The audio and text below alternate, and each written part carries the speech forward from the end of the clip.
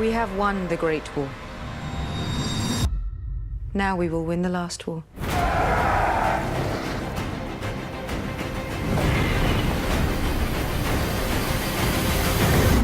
We'll rip her out root and stem.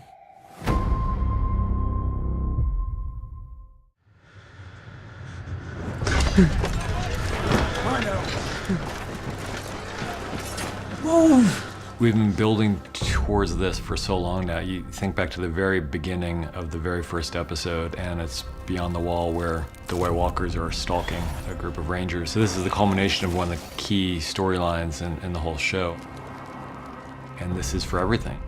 We've been talking for a long time how the Night King's forces have been growing in power, and most of the living have been kind of openly disdainful of the threat, and now there's no choice but to fight it.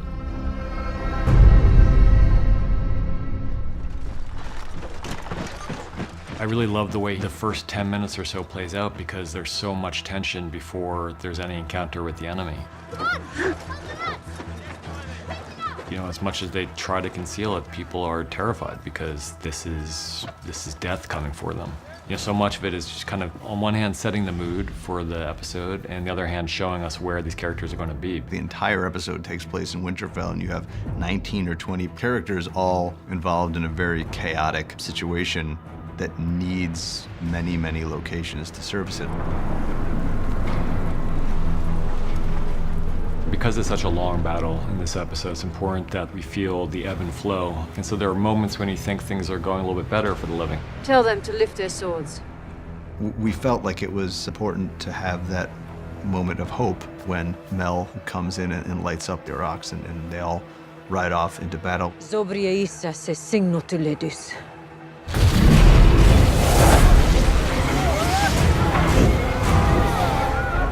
We wanted our characters to feel like maybe this is all going to work out. Maybe things are all going to be okay. We've seen how devastating a Dothraki charge can be just with their regular swords, and now when they're galloping into combat with flaming Araks, it's what could possibly stand against that? What they see is just the end of the Dothraki, essentially. They have a plan, and it's important to wait for the Night King to reveal himself and then have 2 dragons against 1 dragon and a really good chance of defeating him. One thing that they couldn't have foreseen was Dany's reaction to seeing the Dothraki decimated. Jon is the person who wants to stick to the plan, but the Dothraki aren't Jon's. They're not loyal to Jon, they're loyal to Dany. And I think that Dany can't bring herself to just watch them die, and so the plan starts to fall apart the second she gets on her dragon, so he does too, and then we take it from there.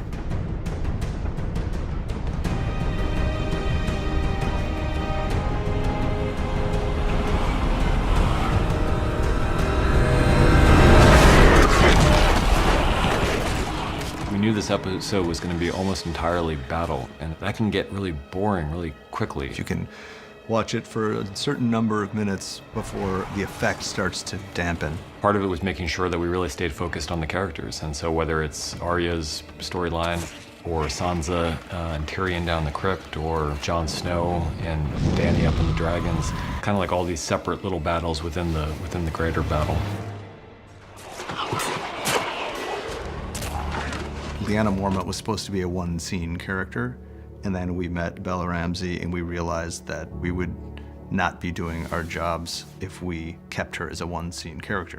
My mother wasn't a great beauty or any other kind of beauty. She was a great warrior, though. She died fighting for your brother, Robb. We knew that you can't give a big death to everybody who dies in this battle, because which would have been too much. But there also, if she were to die, there was no way to not make a moment of it. So that's where the zombie giant comes in.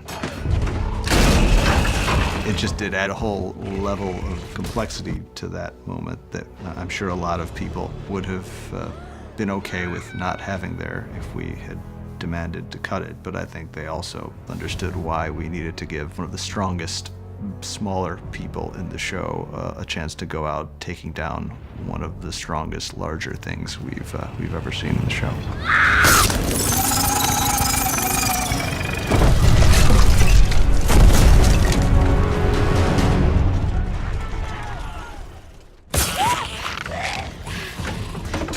Any situation situation where people are fighting, Arya needs to play a central role because she's one of the best at it and she's one of the most fun to watch doing it.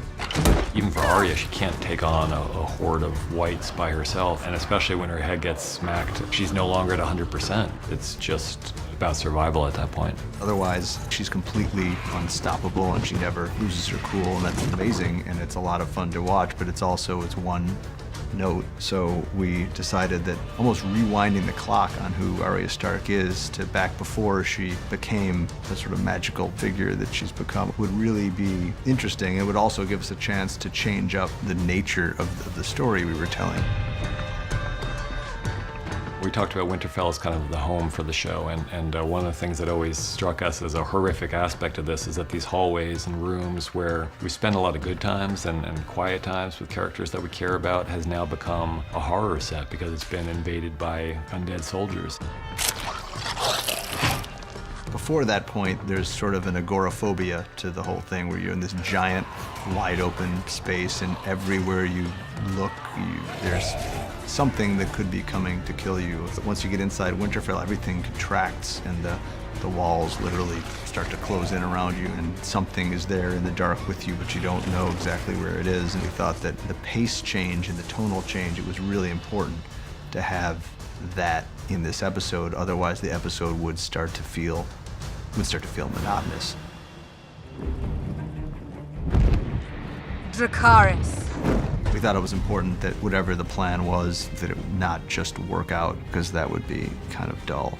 While there's no reason to know for certain that the fire wouldn't kill or destroy the Night King, there's also no particular reason to believe that it would.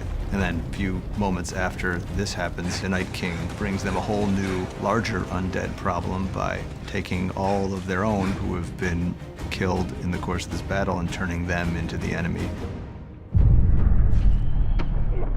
I mean, we talked about various endings for Jorah for a long time, but you think about Jorah, from the very first time we met him, he was with Dany. And from that time, he's been mostly by her side. Part of Jorah's tragedy is that he was in love with a woman who couldn't love him back, but he's accepted that for quite a long time. And at the same time, he was going to fight for her as long as he could and as well as he could.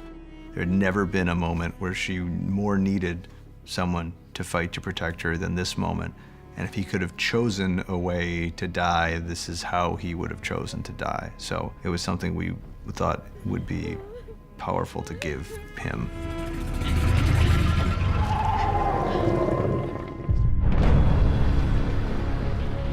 The reason the Godswood was chosen is because it's such a source of power for those who believe in the old gods, and for Bran in particular. So we know that the Weirwood Tree and the Three-Eyed Raven have a very deep connection. That was always the location where Bran was going to be waiting for the Night King. I just want you to know the things I did. Everything you did brought you where you are now. Where you belong. Home. It's not like the show is entirely about people redeeming themselves and then it's all over. But if the canvas is big enough, there are spaces for those redemptive moments. I think what was really important for Theon at the end was hearing that thank you from Bran, because Bran knows what's going to happen. Theon.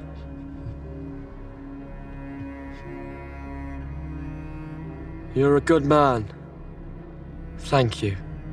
He knows he's dead. He knows he's not going to be able to kill the Night King. But I think what's really heroic about his action is that we're all going to die, and we know we're not going to be able to defeat death at the end. But it's how you face those final moments, and he chooses to run straight at it. And I think he dies in a way that makes us really proud of him and the journey he's gone through.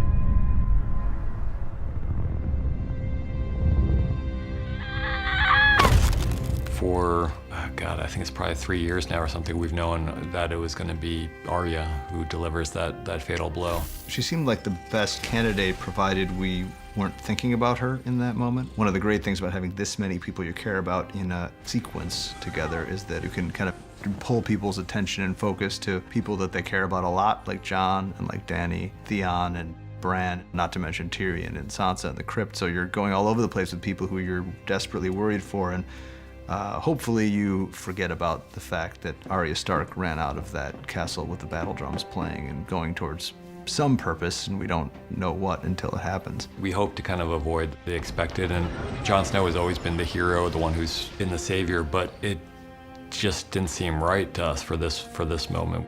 We knew it had to be Valyrian steel to the exact spot where the Child of the Forest put the Dragonglass blade to create the Night King, and he's uncreated by the Valyrian steel. At the end of it, it's a victory for the living, but at great cost because some of our favorite characters fall along the way. We knew from the beginning, once we handed the outline in, what we were in for. The directors, Miguel Sapochnik, took what we were doing and defined this episode. Miguel did a tremendous amount of heroic, heavy lifting on this front. He knew that if the planning wasn't there, we never would have ended up with the consistent excellence that he delivered. It is to their immense credit that not only that they endured it, but that they did such a great job the whole time they were there. It's a real testament to the entire Belfast crew who gave us something that no amount of money could ever buy.